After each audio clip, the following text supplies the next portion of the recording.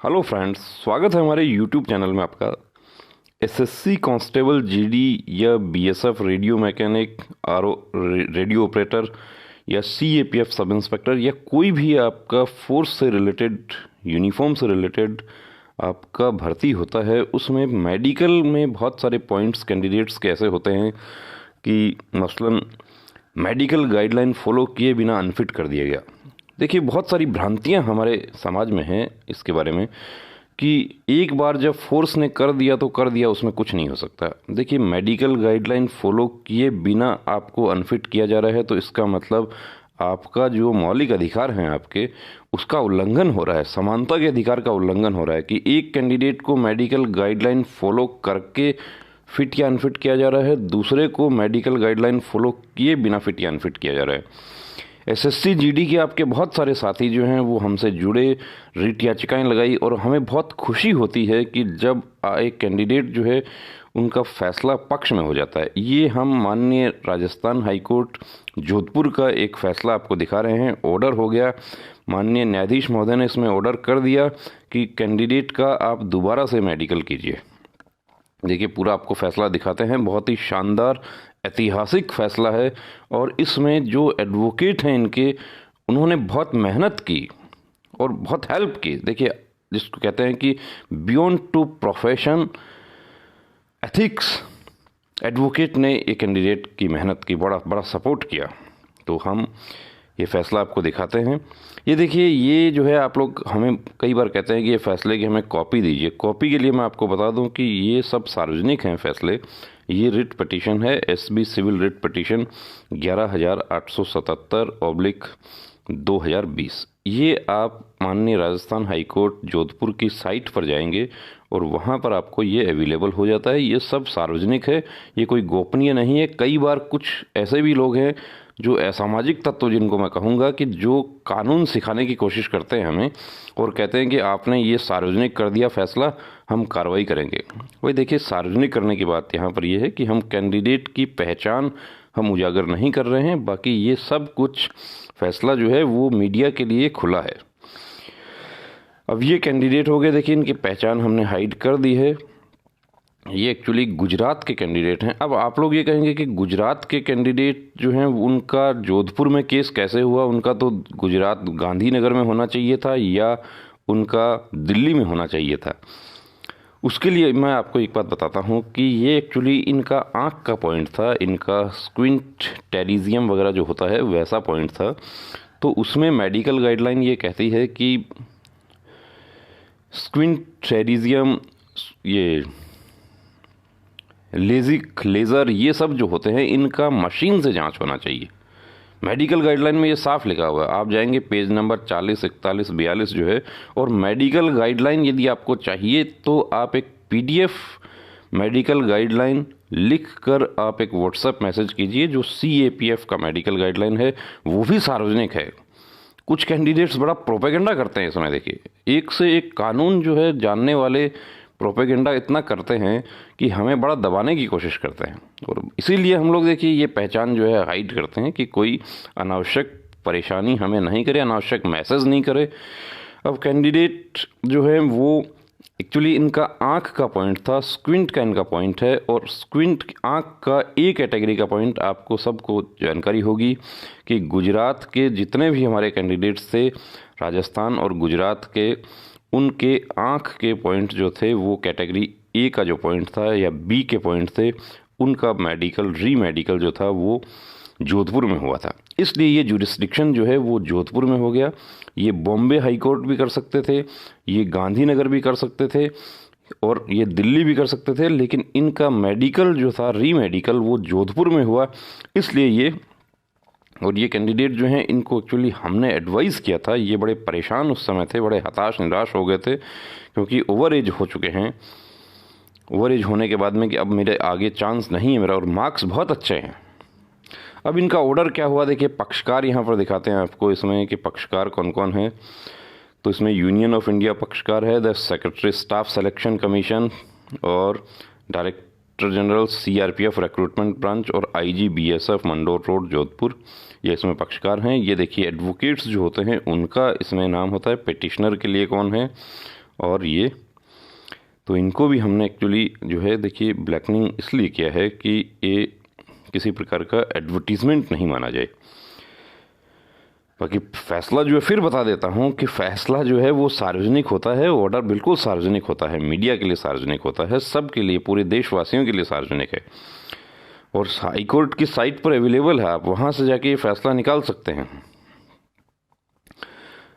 अब ये देखिए 10/2/2021 10 फरवरी को इनका ऑर्डर हुआ। क्या ऑर्डर हुआ है? और ये order, the petitioner has approached this court with an assertion that rejection of petitioner's candidate by recruitment board of the respondents on the ground of having squint eyes is illegal and contrary to facts।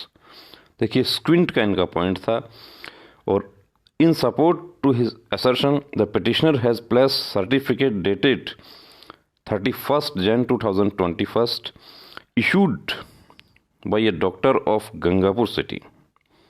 31 जनवरी 2021 का एक certificate इन्होंने देखिए civil जो है doctor का इनसे माननीय न्यायाधीश महोदय के सामने फिर इन्होंने प्लेस किया था।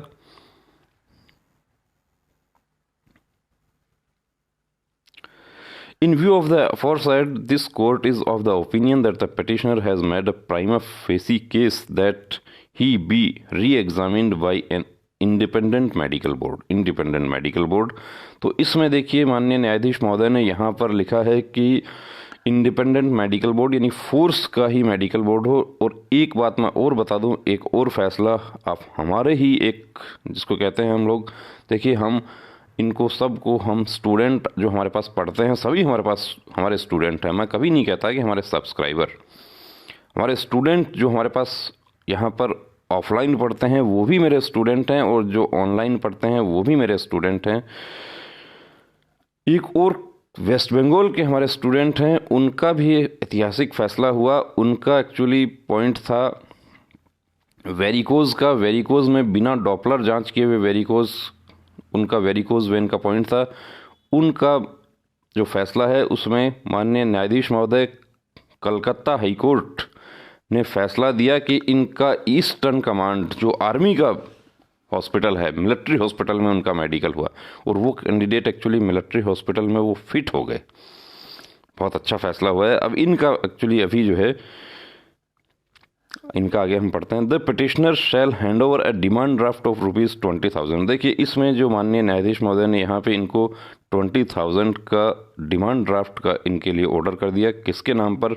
Welfare fund IG BSF Jodhpur to, ये ASG जो हैं उनको, जो गवर्नमेंट के एडवोकेट हैं उनको, ऑन और बिफोर 12 Feb 2021।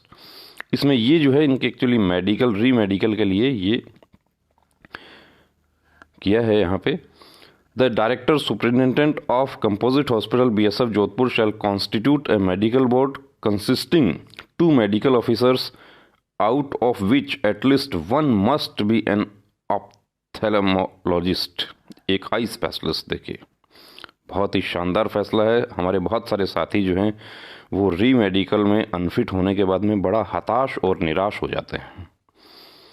और देखिए आप लोग तब कि इमोजीज बहुत ज़्यादा भेजते हैं हमें, आंसू वाले इमोजी। मैं आपको बार बार बताता हूँ कि फौजी रोने के लिए नहीं है दोस्तों, फौजी रुलाने के लिए होता है, दुश्मन को हराने के लिए होता है।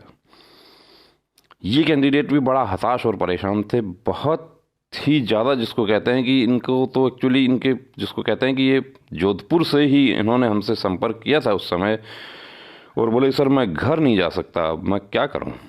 और हमने ही इनको एडवाइस किया था कि आप घर नहीं जाइए, आप बहुत सारे देखिए हमारे ऐसे एडवोकेट साथी भी हैं जो बड़ा हेल्प करते हैं आप लोगों का।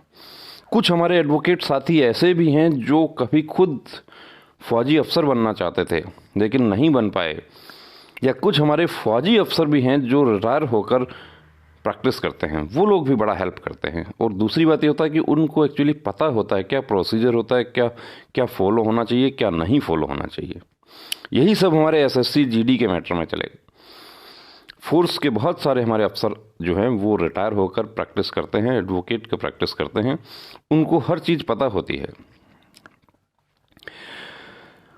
अब इसमें देखिए इन्होंने कहा कि मोर पर्टिकुलरली स्क्विंटेड आईज, स्क्विंट का इनका पॉइंट था, स्क्विंट, लेजिक, लेजर, टेरिजियम, ये सब जितने भी पॉइंट होते हैं इनका मशीन से जांच होना चाहिए। इनका मशीन से जांच नहीं हुआ था और यही हमारा सबसे बड़ा आधार था कि बिना मशीन से जांच किए हुए जो था वो एक कैंडिडेट जो था उसको अनफिट नहीं किया जा सकता। मैं बार बार ये कहता हूँ कि बिना मेडिकल गाइडलाइन फॉलो किए बिना अनफिट नहीं किया जा सकता। और मैं जितने भी हमारे साथी, तमाम साथी जिनकी रिट याचिकाएं लंबित हैं मेडिकल से संबंधित, उनको मैं यही कहना चाहूँगा कि यदि मेडिकल गाइडलाइन फॉलो किए बिना आपको अनफिट किया है तो आपका पूरा आधार है।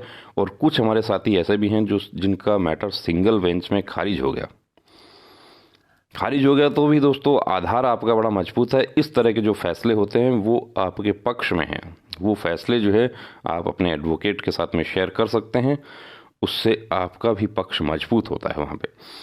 The petitioner will produce a certified copy of the order instant along with the proof of having tender the demand draft to mister, ये जो ASG हैं उनका, before the director superintendent of composite hospital BSF Jodhpur, who shall then constitute a medical board before whom the petitioner will appear at 11 AM on 15 फरवरी 2021। 15 फरवरी 2021 का अब इनका medical आगे क्या update हुआ वो भी हम आपको बताएंगे।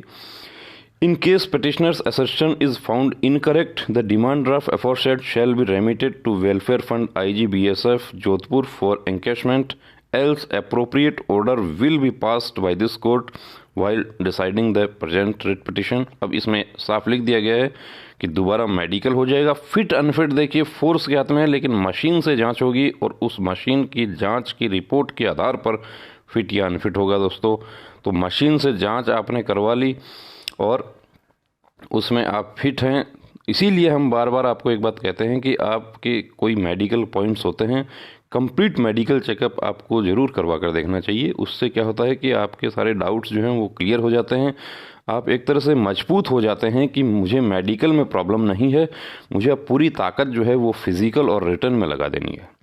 उसको हम अलग डिस्कस करेंगे। अब देखिए इनकी जो है 17 फ़रवरी यानी कल इनका फिर से सुनवाई इनकी होगी और क्या होगा कैसे होगा वो भी हम आपको अपडेट करेंगे। तो दोस्तों हम बहुत इनको शुभकामनाएं देते हैं कैंडिडेट को, और इनके एडवोकेट को भी हम बहुत धन्यवाद करते हैं, और कि ऐसे एडवोकेट जो बियॉन्ड टू प्रोफेशन लाइन जाकर कैंडिडेट का इनका बड़ा हेल्प किया है इनका। और जब इनका फैसला हो जाता है, इनको वर्दी मिल जाता है, तो हम इन कैंडिडेट का एक इंटरव्यू भी आपके लिए करेंगे कि किस तरीके से देखिए हताश और निराश होकर भी जो है एक कैंडिडेट लड़ा और सफल हुआ। तो फिर कहना चाहूँगा दोस्तों, हताश और निराश नहीं होना है। जहाँ चाह वहाँ राह, बहुत अंधेर गुफा होती है, घनी अंधेरी वाली गुफा जो होती है, उसमें भी एक छोटा सा दिया जो होता है वो आशा की किरणें जगा देता है, रोशनी फैला देता है। तो हर काली रात के बाद में अंधेरा जो है ख़त्म होता है, उजाला होता है।